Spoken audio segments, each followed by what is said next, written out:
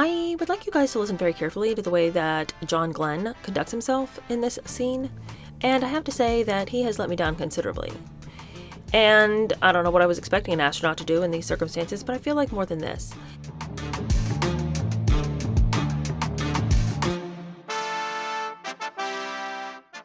Hello, how are you? Welcome to my channel. My name is Cheer Denise. Today we're going to keep going in The Other Mrs. Kennedy, and we have finally come to the part of the book entitled Widowhood. It's the last part, and it's quite long, so there's going to be quite a few episodes still. But in our previous episode, we talked about the assassination. We talked about the chaos and the pandemonium and the furor that descended upon the hospital where he was being taken care of. You had all these Kennedy aides who were fighting with the investigators and the police, and both sides felt that the other group was interfering with the process.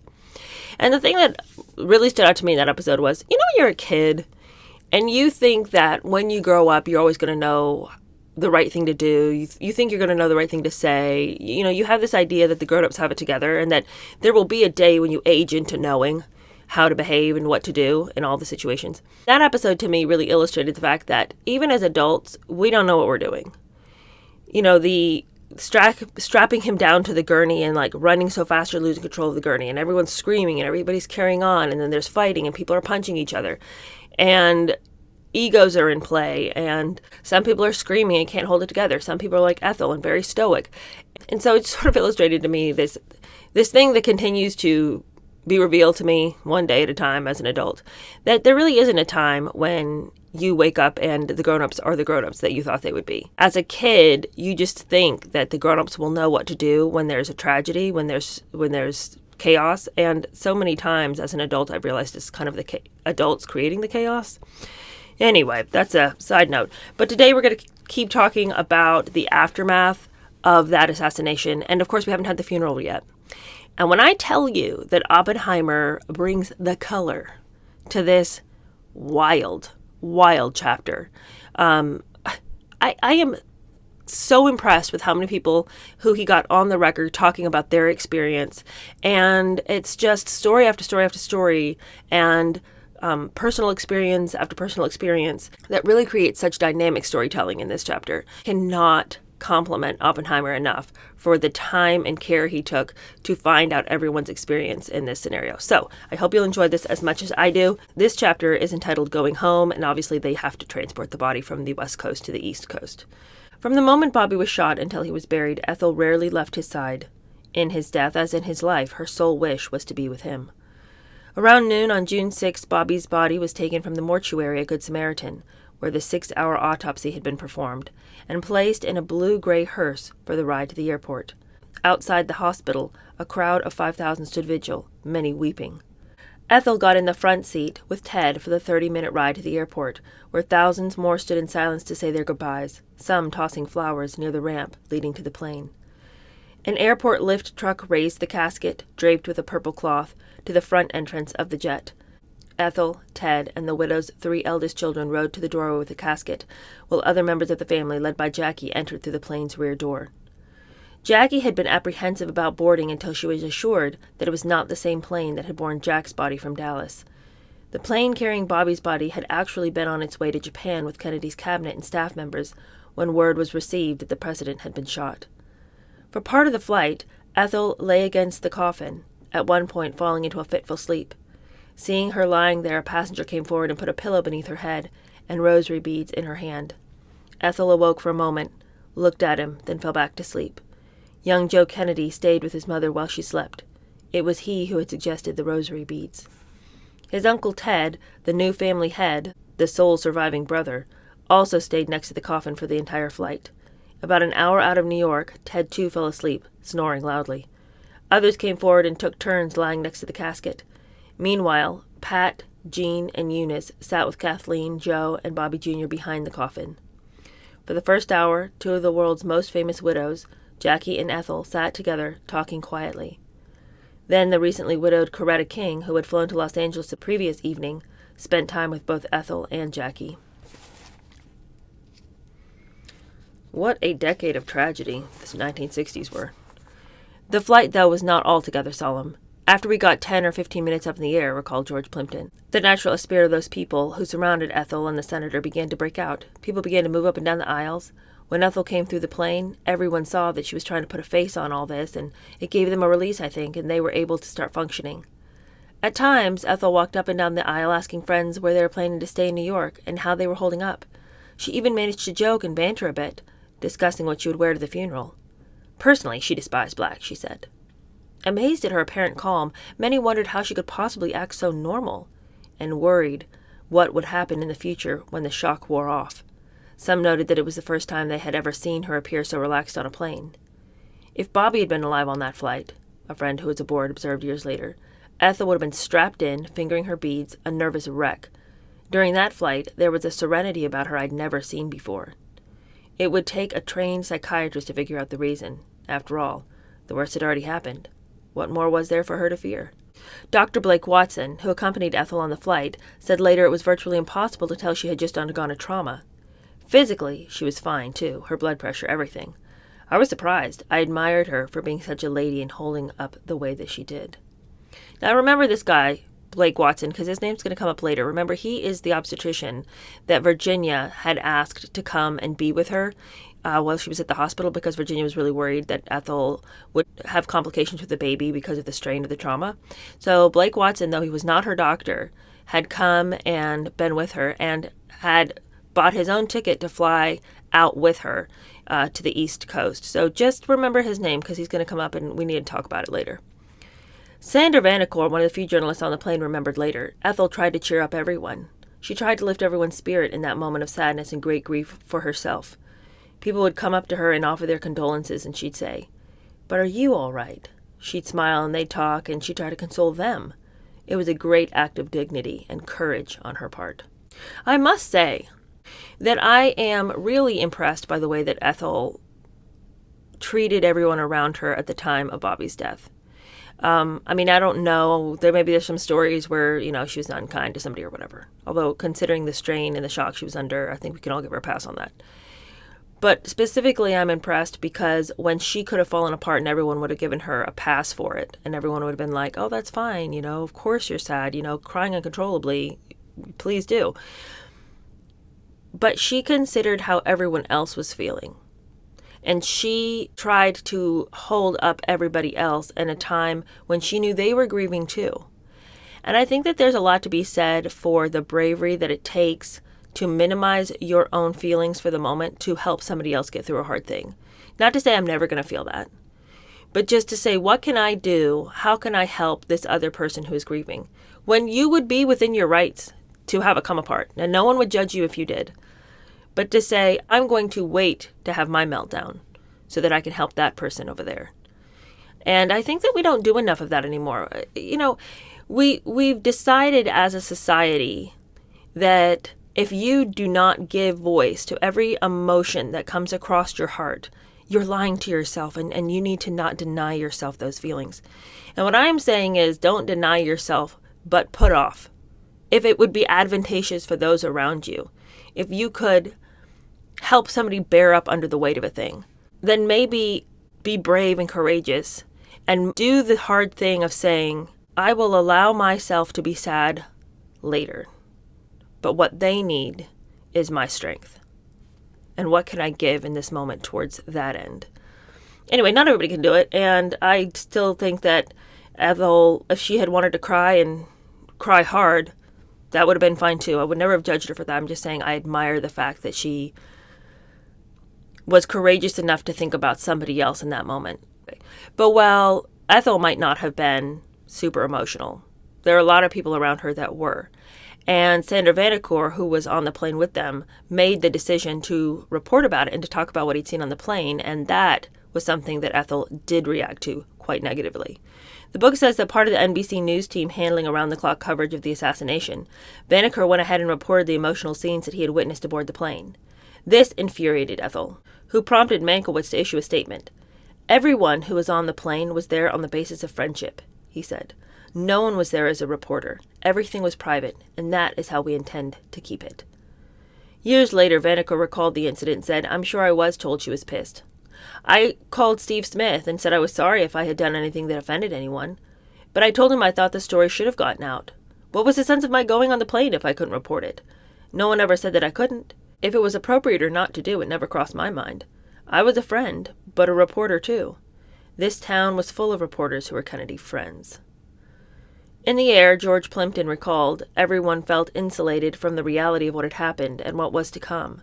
But that began to collapse as soon as the plane began to descend into New York. That was the end of the conversation. It became so quiet you could hear the plane creak. About a half hour after Bobby passed away, Carmine Bellino had telephoned Sarah Davis, rousing her from a troubled sleep. He instructed her to go to Hickory Hill and put everything black that Ethel owned into a suitcase, take it to the Kennedys' apartment in New York, and wait for Ethel to arrive later that evening. Bellino also telephoned Ethel's friend, New York socialite Natalie Cushing, and told her to give Davis a hand. As the Kennedy plane was leaving Los Angeles, Davis arrived at Hickory Hill. She was surprised to find so many new things in black. And then it struck her. Ethel had just been to Martin Luther King's funeral. It was so sad and ironic, she thought. Madame Paul, meanwhile, had gone into action on her own. At dawn, she had had her seamstress working on a black dress for Ethel. No one asked me. No one had to, she said later. I always anticipated what Mrs. Kennedy would be needing, and I made it up. Davis took the shuttle to New York, where Cushing had spent the morning shopping, sending over 20 more black dresses in big purple boxes from Bergdorf's for Davis's approval. Davis tried on all of them, chose the 5 she felt best suited Ethel, and had the others returned. The next friend to arrive at the Kennedy apartment was John Glenn, who, also leaving Hickory Hill, had assigned Bob Gallen to buy a new black suit for the funeral and escort some of the children to New York. Gallen had been sitting with Glenn when the call had come announcing Bobby's death. The astronaut's calm response was, "It's over. End of the chapter. We'll move on from here." Galland, who would be one of the altar boys at the funeral, took the children to Pat Kennedy Lawford's Manhattan apartment. Before we go on, I would like you guys to listen very carefully to the way that John Glenn conducts himself in this scene, and I have to say that he has let me down considerably. And I don't know what I was expecting an astronaut to do in these circumstances, but I feel like more than this.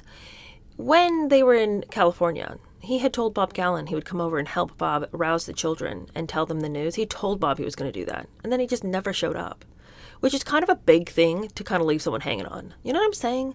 You know, I'm going to help you, man. I'm going to help you tell the kids. I'm going to come over early. You know, when they get up, I'll be the one to break the news. And then you're Bob, 21-year-old Bob, and you're sitting and sitting and sitting and waiting and waiting and waiting, and the astronaut never shows up. Now, here he is. He's with the children. Yes, okay, finally. He finally showed his face, and then he escorts the children back with Bob to the East Coast. They get the news, and his response is, well, that's done. Chapter closed. Onwards and upwards. But that's not the end of what we'll hear from Glenn. In his zeal to make Ethel's imminent arrival go as smoothly as possible, Glenn made a peremptory decision to remove certain reminders of Bobby from the apartment, specifically all of the senator's clothing. Since the Kennedys had only 3 bedrooms, arrangements had been made to use other apartments in the building to house the many friends who were arriving from all over the world. One of those apartments belonged to Jackie's close friend Truman Capote, and that's where Glenn intended to leave Bobby's personal effects. Davis, who felt that she knew Ethel as well as anyone, was appalled. Aren't we all? Glenn, do you know at all anything about Ethel and Bobby? Do you think that in the moment of his death, she would want all of his things just discarded as though he had not been alive in her life? I just can't imagine showing up in my apartment in New York and finding that somebody had discarded all of my husband's things and all of his clothes. And I would just have felt like, what are you doing? Like, how dare you? How dare you do that? Don't take away his things. I'll decide when I don't want to see his things. And if I didn't want to see them, I wouldn't go in there. But it's not for you to decide. You know? I just think taking rid of somebody's clothes, like, I don't know, you throw away his books or something or whatever, but, like, not his clothes. Not that yet. The astronaut thinks he knows best. Thank God for Sarah Davis to step in. She's appalled. Since marrying Bobby, Ethel had saved virtually everything, from grocery store receipts to party swizzle sticks to a 1954 note from Saks Fifth Avenue demanding payment for a $47.50 bill. All of it she considered historic Kennedy memorabilia, not to be thrown away. The removal of Bobby's clothes at a time like this, Davis knew would cause Ethel real anguish. She explained her view to Glenn, and after a few minutes he agreed, and then they proceeded to move everything back into Bobby's closets and drawers. Glenn left to attend to other details, leaving Davis alone in the apartment to await the widow's return. Passing through the lobby, he noticed a vase of white peonies for Ethel. The Johnny Carsons, who also lived in the building, had arranged for them. Now, I guess I should end this chapter by at least throwing a charitable bone to old Glenn. He was probably just looking for something to do, and he didn't know what to do. And so he thought, he didn't do it out of malice, and so I shouldn't act as though he's dumb. I'm sure he just thought, what can I do to make it better for her? But it just seems like a lot of wasted time just to make a big decision like that and move all the stuff over to Truman Capote's and then have to move it all back. It's like, Glenn, dear John Glenn, just ask for some help. If you're not sure what to do, ask somebody who knows. All right, chapter 89 says back in New York. It was shortly before 9, a steamy New York night, when the Kennedy plane touched down in LaGuardia. More than 1,000 Kennedy friends, politicians, and celebrities were waiting. A motorized lift moved to the front entrance of the plane carrying Eunice Kennedy and her husband, Sergeant Shriver, recently appointed as U.S. ambassador to France, along with several of the Kennedy children and a Kennedy aide. From the plane, Bill Barry guided the casket onto the lift with Ted's help. Ethel followed, along with Pat, Jean, Jackie, and the children. After the lift was lowered to the ground, Ethel leaned against the corrugated wall of the elevator for a few moments, staring down blankly at her feet, a dazed look on her face, her large black handbag dangling limply in her left hand. Seeing her state, Jackie moved quickly to her side, talking quietly, comfortingly. Moments later, the Archbishop of New York, Terence J. Cook, sprinkled holy water on the casket, which was then placed inside the hearse for the ride to St. Patrick's Cathedral. Arrangements had been made from Los Angeles for Ethel to ride with the body. At first, John Rooney, the New York funeral director, balked. It was the only time in all his years in the business that he had ever heard of such a thing. Highly unusual, he called it. Ted slid into the hearse first, followed by Ethel. He put his right arm around her shoulder and held her. Her face was like granite. I just don't think it's that unusual that somebody would want to ride in the hearse to wherever they're going. It's not like she said, "Can I get in the casket?" Behind the hearse, mass confusion reigned. Many of the hired limousine drivers drove off with their vehicles empty, leaving famous friends and Kennedy relatives trying to hail rides. Sergeant Shriver was forced to run alongside a crowded Cadillac, whose driver had opened its door for Eunice but refused him. Jackie jumped out of a barely moving car when she spotted Robert McNamara.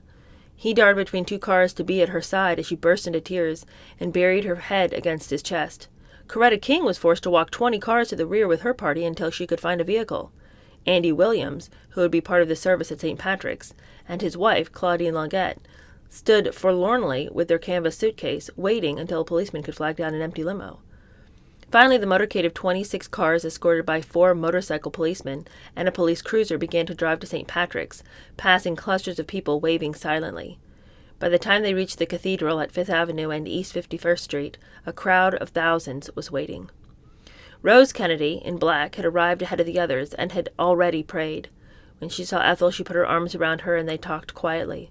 As Ethel watched silently, the coffin was placed in the transept and Archbishop Cook offered another prayer. While Ethel remained stiffly composed, Jackie wept as Rose comforted her. Then a 6-man honor guard was formed to maintain an all-night vigil, in relays of half-hour and quarter-hour watches. The members included McNamara, Ralph Abernathy, Walter Reuther, William Styron, Bud Schulberg, Arthur Goldberg, among others.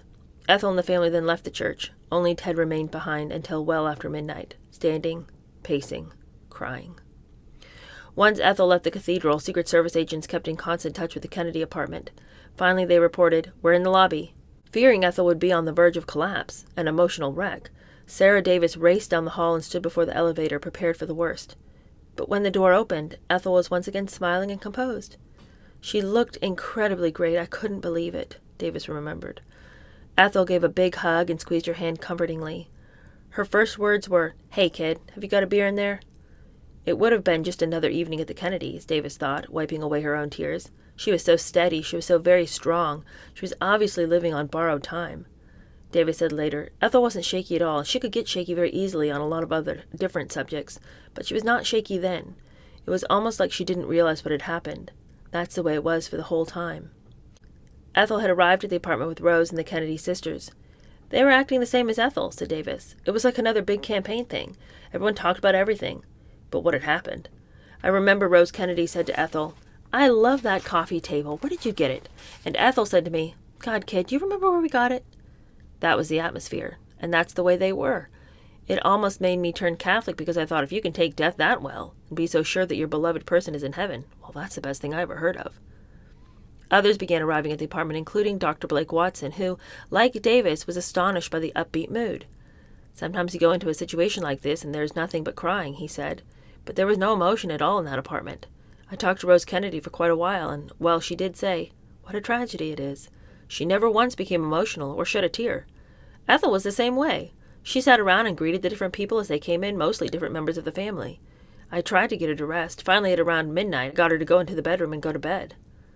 Later, Rose looked around the room and said, I'm so glad all of you children are home again. One of the few guests who fell apart was Jackie, who was in a state of near collapse. She had to be taken home by Bob McNamara, who tried unsuccessfully throughout the evening to take her mind off of Bobby's death with forced patter. I think it's interesting that Jackie is more emotional than Ethel. I mean, not really. She had been through this before, and the shock of going through it again. And the shock of it being somebody that she'd cared very deeply for, no matter how one wants to describe their friendship. I think that the shock was just more than she could handle. But early in the book, when we had first met Ethel and we'd first met Jackie, there had been conversations about the fact that Jackie was much more emotional and Ethel had always been more stoic, and that Ethel didn't like that about Jackie, that Jackie was crying, would cry easily about things. Now, obviously, this is a situation in which crying is more than appropriate, so I'm not saying, well, why was Jackie falling apart and Ethel was so strong? But what I am saying is that if you are Ethel and you are managing to hold it together, because that happens to be your personality, I feel like you would find it a little grating that your sister-in-law is so completely incapable of holding it together. Now, this is not her first rodeo, unfortunately, in the assassination arena. And I'm sure that it was all just so many memories flooding back for her and for what she'd experienced. And that if Ethel was in a charitable mood, she maybe would have cut her some slack in her mind. Now, I'm not saying that Ethel had a diatribe going against Jackie. I'm just saying I do wonder how Ethel felt as she tried to maintain an even keel in the face of this assassination of her husband. And Ethel had also lived through her brother-in-law, and now the roles are reversed. But I do wonder sometimes what Ethel was thinking as she watched Jackie just heaving, crying, and almost unable to stand, and she just sort of carried on. Like, was there ever a time in her mind when she felt derisively towards Jackie? Like, girl, get it together, you know? While Ethel was sleeping, a touching letter had arrived from President Johnson and Lady Bird. It read, "Our hearts ache for you today. It is so painful to search for reason in what has happened and find none. We know what a blessing it must be to each of you to have each other. All of your children must find consolation in the knowledge that they were such a source of joy and pride to their father, and we know what strength they will give you, Ethel, in the agony of this hour. We look to faith and God to lighten our heavy hearts." I will say the Johnsons were on it when it came to notes of condolence, and I don't know who was writing it for them, if they were writing these letters themselves or they had a, particularly adept secretary, but, we'll go on to read some more little notes, and we've read other notes from them before. When the kids were hurt, they would send flowers with a note, and, they had a way. Their notes are very nice. Moved by Johnson's words, Ethel sat down the next day and wrote a brief thank you that she had hand-delivered to the White House. She expressed gratitude for the president's quick response in her darkest hour. Meanwhile, members of the family had asked Dr. Blake Watson to stay and accompany Ethel on the funeral train. But he spoke to Ethel's regular doctor in Washington, and they agreed that she could make the trip without him. The next day, Watson flew back to Los Angeles, but he'd been left with a bad taste from his experience. Now, y'all listen carefully, because I want to have a little discussion about his feelings here. I want to know if you think that these are valid feelings, or if his feelings just reek of ego. We'll talk. Well, he never billed the Kennedys for his time and services. He likewise never received a single offer of compensation either. Although his return flight had been booked for him by the Kennedys, he paid for the ticket out of his own pocket, and he was never reimbursed. On his arrival in New York, the physician's luggage had been gotten misplaced. His bag was found in the Kennedy apartment, and returned 2 weeks later, his clothing crumpled in a ball. But he was hurt most by the fact that he never received a thank you from Ethel. "I never had any letters from her afterward," he said with resignation years later. "I expected that maybe one of the Kennedys would send me a letter or something to thank me for taking my time off from my practice and going there and everything, but nothing was forthcoming. It was hurtful. It was hurtful, is what he said. But I just feel like he agreed to be by her side.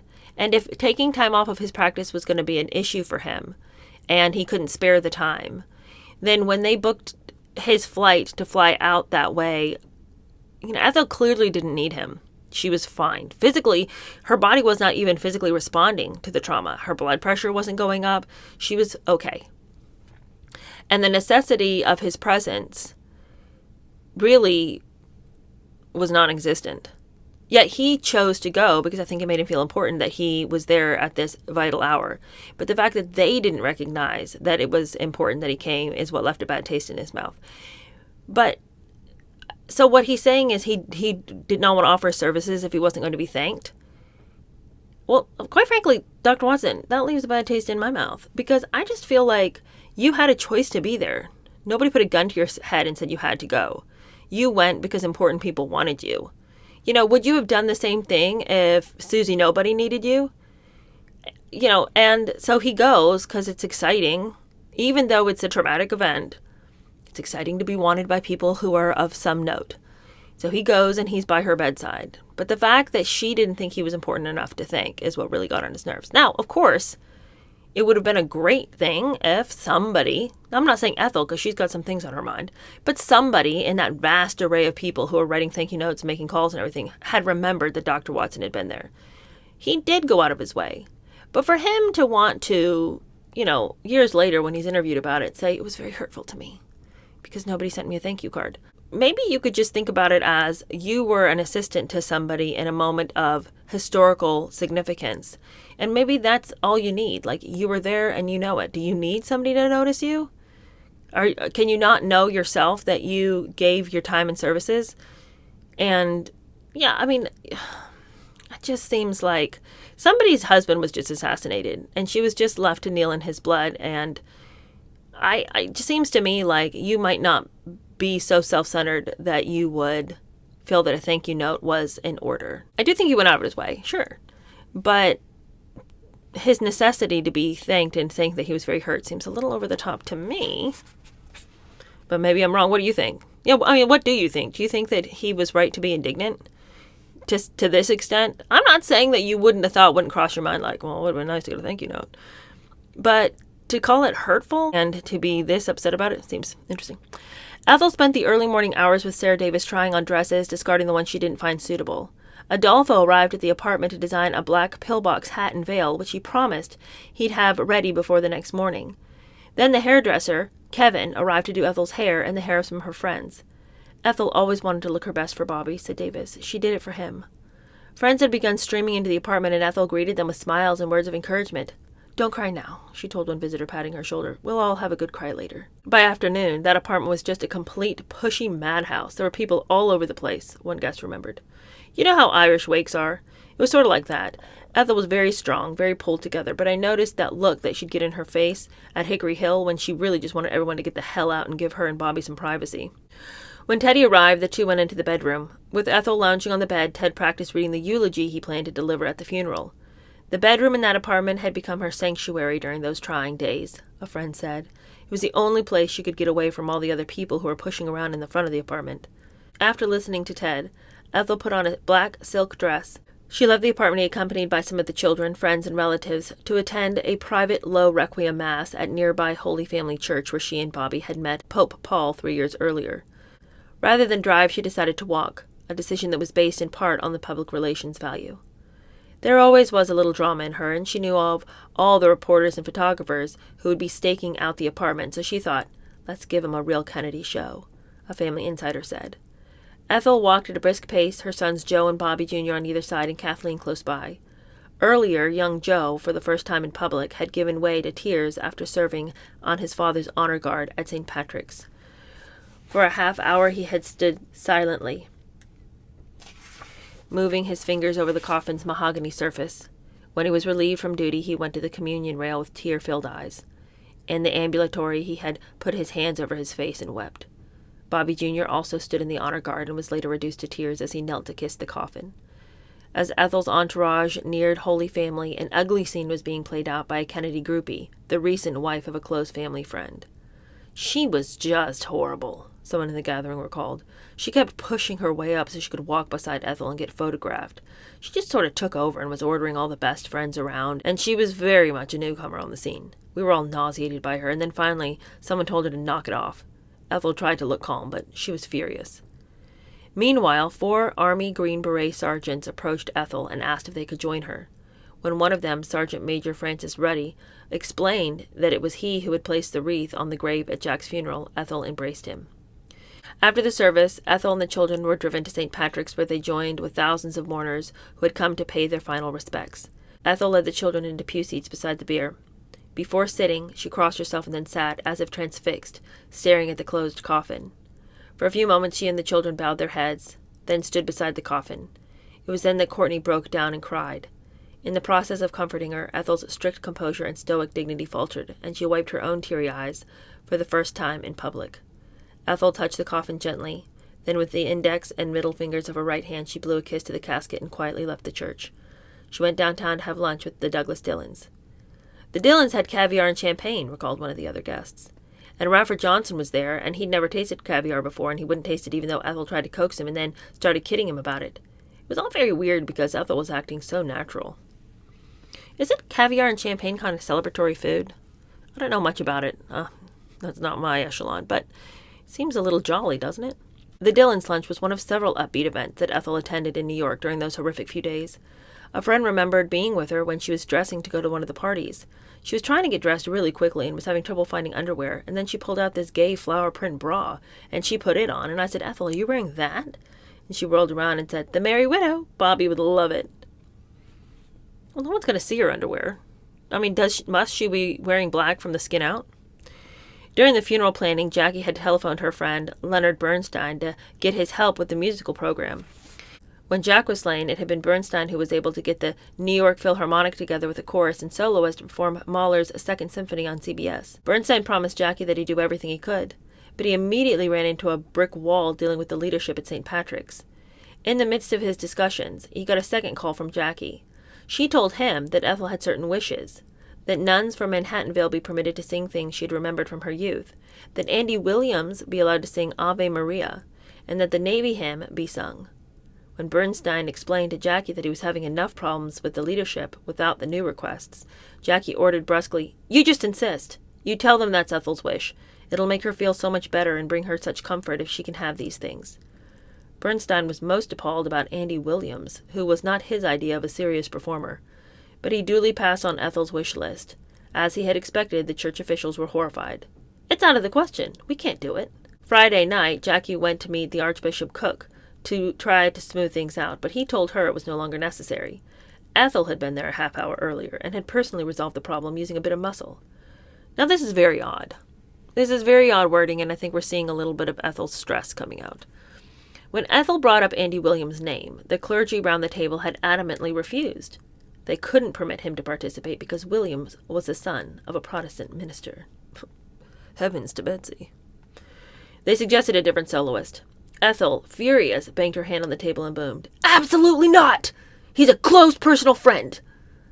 A member of Bobby's staff said later that Ethel then threatened, and this is so weird, Ethel threatened to, quote, pull the funeral from St. Patrick's if Williams wasn't allowed to sing. Pull the funeral from St. Patrick's? What? Not pull the funeral. Ethel, this isn't a show. Ethel's hardball worked. The priest reluctantly consented to all of her demands. Ethel's only concession was that Williams could sing Battle Hymn of the Republic instead of Ave Maria. After the meeting, she went into the cathedral and knelt at the altar as Archbishop Cook said a prayer. Leaving, she touched the flag covering the coffin and held the cloth in her fingers for a second and then quietly left. Ethel then rushed uptown to a dinner and wake at Jean Kennedy Smith's house. One of the guests, Ark Buchwald's wife, Anne, recalled Ethel bursting into the dining room shouting, "I won! I won!" as if she'd just come off the tennis courts at Hickory Hill. But Andy Williams, who also was at the party, had a problem. While he could sing Ave Maria blindfolded, the only lyrics he knew to the Battle Hymn of the Republic were "Mine eyes have seen the glory." The Smiths didn't have a songbook with the lyrics, and it was too late to call a music store. Finally, John Glenn found the words in an encyclopedia and dictated them to Williams, who jotted them down on a yellow legal pad. Because he didn't have a very good memory for new lyrics, he planned to write the words on cardboard shirt boards and use them as cue cards at the church. Ethel's victory got the party rolling. The dinner, which had started glumly, was now lively, with people laughing and drinking. At one point, one of Jean's children, 7-year-old Willie Smith, who had 2 front teeth missing, came into the dining room to show his pet chameleon to the guests. He was still angry that he had only won second prize at the last Hickory Hill Pet Show. Art Buchwald, who had been one of the judges at the show, asked Willie if he could take a second look. Maybe he'd made a mistake. Willie put the lizard on the table as the women guests shrieked. "Oh, it walks," said Buchwald, acting startled. "Well, I didn't know it walked." He told Willie it was definitely worth a blue ribbon, which he'd send him when he got home, and everyone clapped their hands.